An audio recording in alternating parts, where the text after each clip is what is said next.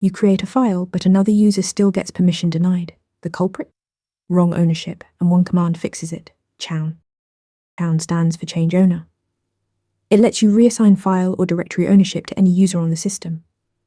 This is a fundamental part of Linux access control. The owner of a file determines who can read, write, or execute it. The basic syntax is chown, then the username, then the file. To give Alice ownership of report.txt, you run chown alice report.txt. To also change the group, separate the user and group with a colon, like chown alice devs report.txt.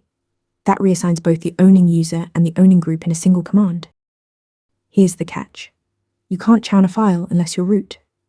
A regular user trying chown will get an operation not permitted error. The fix is to prefix the command with sudo, which elevates your privileges temporarily.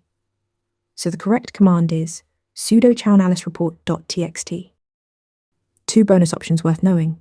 The R flag makes chown recursive, changing ownership of a directory and everything inside it. Useful for web server deployments. And the chgrp command lets you change just the group without touching the owner. In Linux, change file ownership with sudo chown user group file.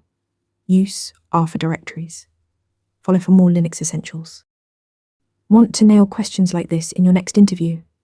Interview Mentor gives you hands-on practice with real questions.